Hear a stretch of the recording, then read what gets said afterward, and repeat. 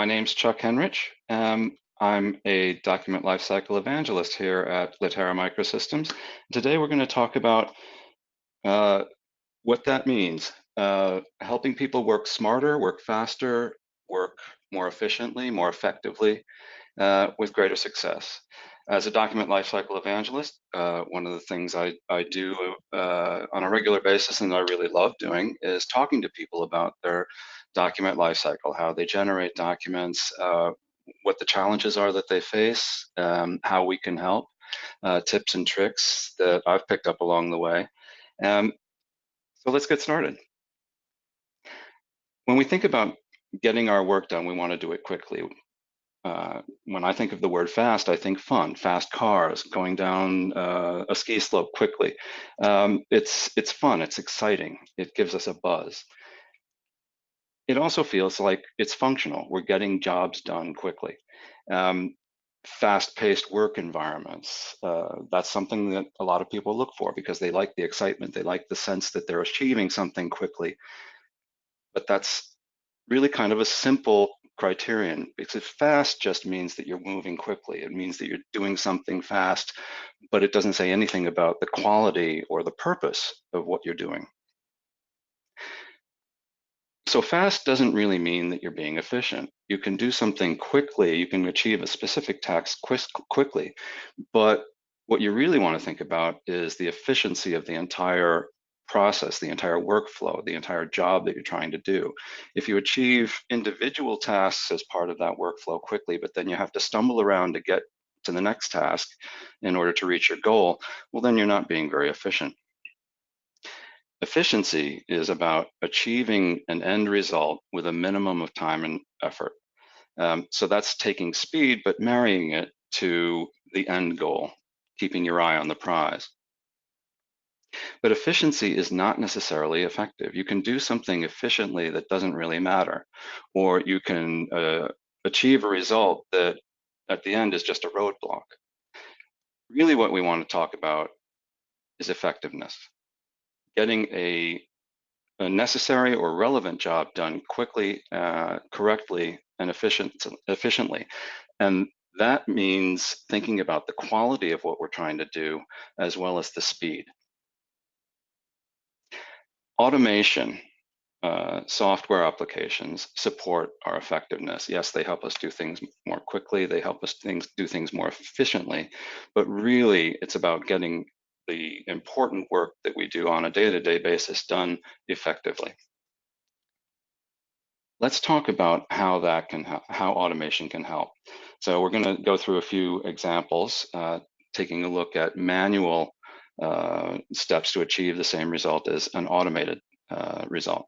And here we're going to take something really basic that lots of people do every day, comparing a document that they've been working on in Word against a previously compared version of that document as the original. Now, I did both of those tasks in Word and then in an automated dedicated comparison solution, ChangePro, and I counted the clicks one by one, including double clicks as well. And you can see that there's a fairly significant difference. It took basically 3 times as many clicks to achieve it manually as it did to achieve it in ChangePro. But there's a couple of things that I think are really important to take a look at. Here you see that it took 9 clicks to select the open document as the modified document in Word, but it only took 1 click in ChangePro. And that's because ChangePro is designed to automate that particular piece of the puzzle, that particular task. When we take a look at the other steps in that comparison, there's really not that much of a difference. There's no difference at all in selecting the previously compared version as the original, and there's basically just a minimal 1-click difference in Word because you have to click yes to accept the track changes, whereas in ChangePro the track changes are automatically accepted. But taking a look at just that task by itself is really kind of meaningless because when you compare a document, for example, there's something that you want to do with it. There's a purpose behind that comparison. So you want to think about integrating the automation of the different tasks, taking that comparison, then doing something with it. You want those two tasks to be integrated in their automation, because that's going to smooth out the transition and ease the process generally. So now we're going to take a look at an enhancement to that workflow. We're going to compare the open document against the previously compared original, and then we're going to send just the changed pages, just the pages with markup, along with a courtesy copy of the modified document to an external reviewer. And this is something that a lot of firms do as a default, because they don't want people to be reusing comparison documents as production documents, so they send them as PDFs, and then they send a copy of the modified document as a Word document, so that whoever's going to be receiving that email with those attachments can keep working on the modified document. And here we see there starts to be a really massive difference between an automated approach versus a manual approach. The automated approach, we saw here that there's basically 3 times as many clicks to select and compare. But then when it comes to emailing the comparison, and when we're emailing this comparison, we're only choosing those specific pages that have changes on them. For instance, there were 2 changed pages in a total of 9. Because we don't want people to be paging through a lot of pages that don't have any changes. We want them to focus on the changes so that they can be more efficient in their review. And you see that there's a massive 53 click difference between doing it manually versus automated in Change Pro. And that's because this particular process, creating an email, attaching a modified document, and the PDF with change pages only, has been automated, and the automation is integrated within Change Pro. And now you start to see a huge difference between the number of clicks that it takes to achieve the same result. Almost 10 times as many to do it manually as to do it with automation. We want to take integrated automation and take it to the next level, and we want to coordinate our integrated automation so that the different pieces of the puzzle, the different automations, work together seamlessly, as transparently as possible, because that's going to make it easier for you to get to your end result without extra thinking or extra clicks. So here we're going to take this same example where we've compared open documents, but we're going to multiply the complexity by saying, right, we're going to compare 3 open documents against the previously compared versions. But we also want to make sure that the metadata is cleaned properly, and we want to send it as a protected download link, because we don't want just anyone to receive these attachments. We want someone specifically to have to log in, authenticate, and get those documents securely, so that we have an audit trail of who did what with those attachments. And comparing multiple documents at the same time is something that people do every day. For instance, they're working on a particular matter for a client, and there's a number of related documents, and they're working through the revision cycles during the day, and they're doing comparisons on each of those related documents. And then at the end of the day, they want to send them all as a bundle so that the client can review them. And here you see the differences between manually integrating those different steps in the process versus having a coordinated integrated approach. We already saw that there's basically a 3 times difference between selecting and comparing. But here, where we're attaching those change pages only and the courtesy copies to an email, it took a massive 159 clicks. I counted them all to do it manually versus just 5 clicks within Change Pro, because Change Pro, again, is designed to automate that process of collecting multiple comparisons, making it easy for you to decide what you want to do with each of those comparisons, doing it for you, and then compiling that email for you. 5 clicks to achieve the same result as 159 clicks doing it manually. And then when it comes time to cleaning the metadata and then sending the results, the change pages only and the modified courtesy copies, doing that in a standalone utility for cleaning the metadata, and then uploading all of that to a browser-based secure send application. That took, when I did it with the particular applications I chose, 46 clicks. Whereas with an integrated approach, a coordinated approach, applications designed to work together, it took 4 clicks. That's 10 times difference. So you see here we have a 10 times difference, more than 10 times difference in the number of clicks that it took to achieve the same results manually versus automated. Clicks count. I mean, I counted them, and it took a little bit longer because I was counting them, but it takes longer to click. Every click counts. There's a firm in Chicago that recently did an analysis, and they determined that, at least for their claim firm, every click costs $6 or €4 or whatever. That's really depending on who's doing the clicking. Obviously, a senior partner's time is more costly than a secretary's, but overall, that's a significant amount of money for every click, particularly when we're talking about 244 clicks versus 23. The other thing to think about in terms of clicks and transitioning between applications is that friction can be frustrating. When you have to change your point of view, when you're switching your attention from one application to another, or you have to think about every step along the way, that adds to your stress. But it just takes time as well, because when you switch attention, it can take you 10 seconds, 20 seconds, 30 seconds to reorient your point of view, your mindset, so that now you're working in a different context. Whereas if you're working with coordinated automation that's designed to work together and minimize that transition time, that transition stress, you'll just work more effectively. Another thing I think is really important to consider is the total cost of ownership. It's not just about dollars and cents or pounds or euro. I think in life in general that the cheap option often turns out to be more expensive because the cheap option can break more often, or it's not designed well.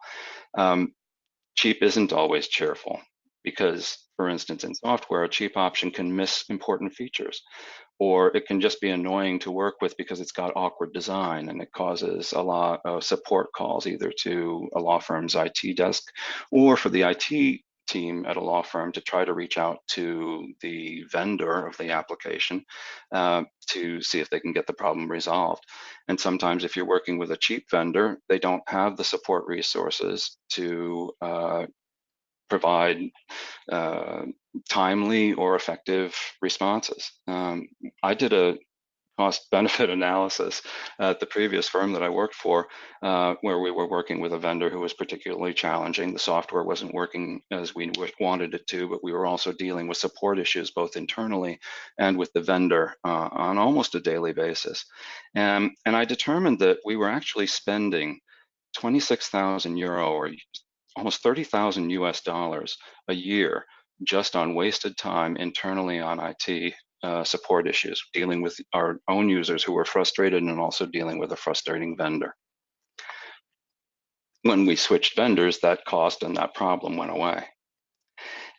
Things that you can do as an IT department, or things that you can suggest to your IT department if you're a business user, is when you're making software available, use functional names. Don't use brand names. Don't use the software name. Instead, help users find the things they need to do by using a plain English or plain language label. For instance, here we've got a document lifecycle tab in Word, where we've combined soup to nuts, first draft to final delivery, all the things that you would normally need to do to generate documents, creating them, adding clauses, reviewing them as part of a proofreading process, repairing problems that might occur, comparing them, cleaning your metadata, and finally converting to PDF, signing it, and doing whatever you need to do with the final PDF version. And importantly, we're using simple functional names to identify each piece of that workflow: create, repair, compare.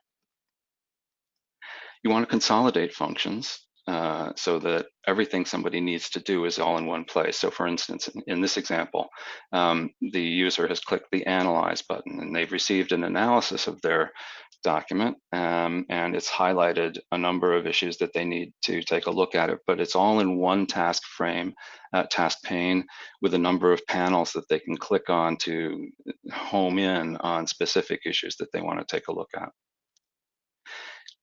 Another key thing to think about when you're delivering automation to someone is you want to make it obvious. You want to use functional names, but also names that make sense, that help people find what it is that they need to do quickly. When I was training people, I knew that people would forget what it is, a lot of what I taught them during a training session. So I always made sure to tell people, if you ever get lost, if you're ever trying to find the thing that you're trying to do, think about what it is you're trying to do. Think about the word for that, and then look on screen and see if there's something there that says exactly what you're trying to do. For instance, in this case, if you want to insert a clause, look for the word clause, right? Oh, and insert favorite or show library, or say you've got some text that you want to save as a clause. There you go, save clause. There's a button right there. You don't want to overload a user interface or a ribbon with too many buttons, because then it's really hard to find things. So you need to keep it simple, keep it obvious, use functional names. You also want to make sure that your integration, your automation is integrated at the point of use, the point where someone needs to take advantage of that automation. So in this example, we are allowing somebody to determine they want to send something securely. They want to send this specific email securely. So the obvious place to insert the integration is just above the send button on the message tab in the email window, because that's where the user is going to make a decision about whether they're going to send this particular email securely. And that's where they're going to make the determination about how long they want the attachments to stick around, 2 days, 31 days, whatever. Taking that all together, the key points that we all need to think about are quality first. We want to make sure that we're doing something that's necessary and relevant as best we can.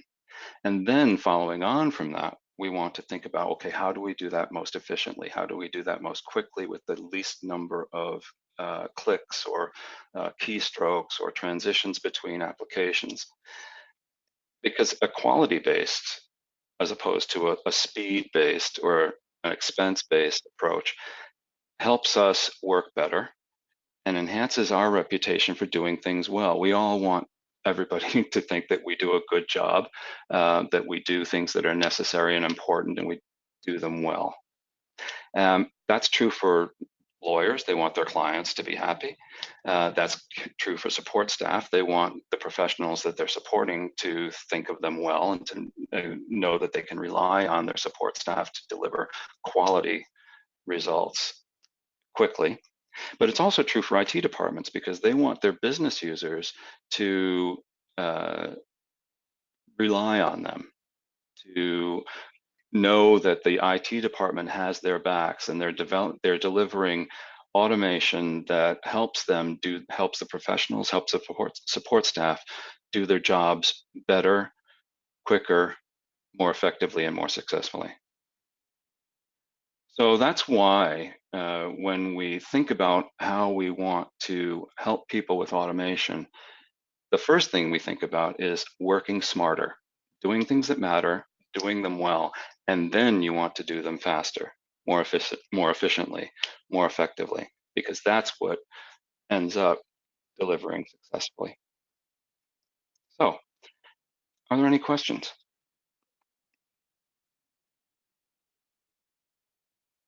Hey there, Chuck. Yeah, so everyone, thanks for a great presentation, Chuck. If for anyone who is on the line who has questions, feel free to enter those into the question box. Let me get to, so let's see. We've got a couple questions. First one, this is from Jennifer, and she asks, assuming clicks matter, do they really take up that much more time? Absolutely. One of the things that I noticed when I was training people, I came from a keyboard orientation, so I was always very keyboard shortcut oriented because I came from the old school, the DOS days before Windows, before mice.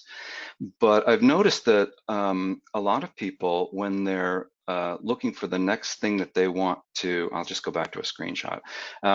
When they're thinking about, okay, I need to click here, then I need to click here, then I need to click here. I hope you can see my mouse, but people tend to do this. Their mouse is wandering around trying to find the thing that they're looking for. So it's not click, click, click, click, click.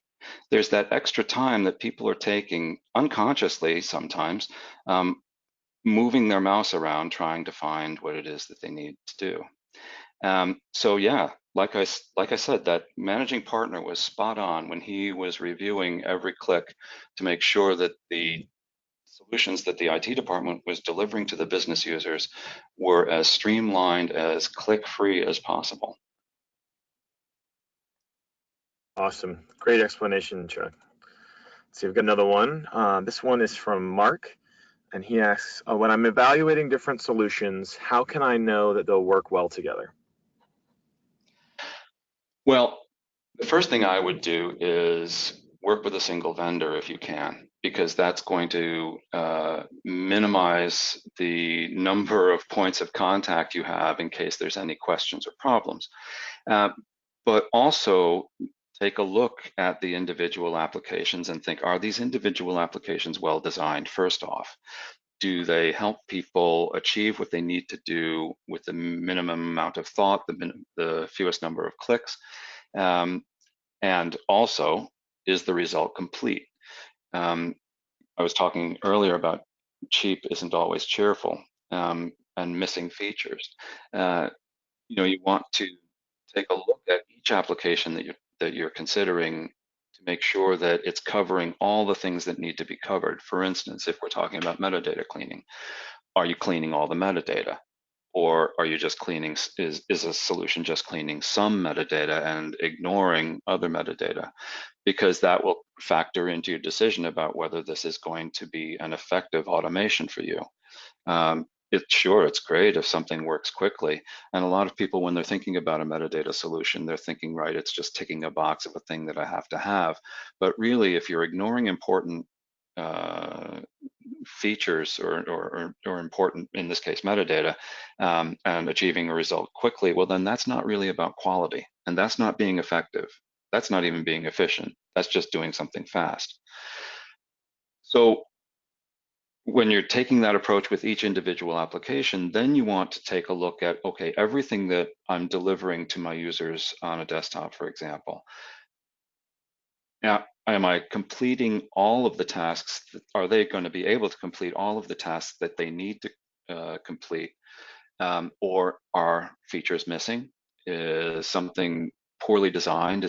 Do I have to think about something too much in order to achieve it? So for instance, if I need to send a document securely, do I need to go to a different application and then do it? Or can I do that directly from within Outlook, which is where most people work? Or if they're working on a mobile device, does this solution that I'm thinking about delivering to my Outlook users also support my mobile users, because they're not working in Outlook necessarily, or they're working in Outlook Online? Another thing to think about is, if you have the development resources to support it, does a vendor deliver the programmer tools that allow you as a customer to customize or tweak or enhance integrations with your own workflows? Obviously, not every organization has in-house developers or developers that they can hire to do that sort of work for them. But it's another important consideration: are the programmer tools, are the APIs that a vendor has available, going to allow you to develop your own solutions if that's something that you want to do? Excellent. Really thorough answer, Chuck. Thank you. I, I think Yeah, the for all the the one, oh, sorry, go ahead. no, no. No, the other thing I would suggest is take a look at user interfaces. Think about design. Is it pleasing to the eye? Is it simple? Is it obvious? Um, does it have a sense of elegance about it? Um, and if it does, and it also has the quality and the completeness and the efficiency that you need, then that's something that you should really seriously consider.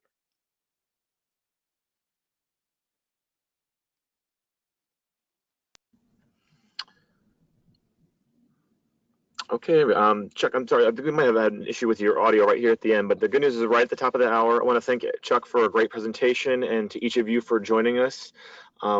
The Changing Lawyer series is a webinar series that we do every month, usually the third Thursday of the month. If you are curious about other webinars that we have, you can go to latera.com/webinars to get a full listing of the upcoming webinars as well as a webinar archive.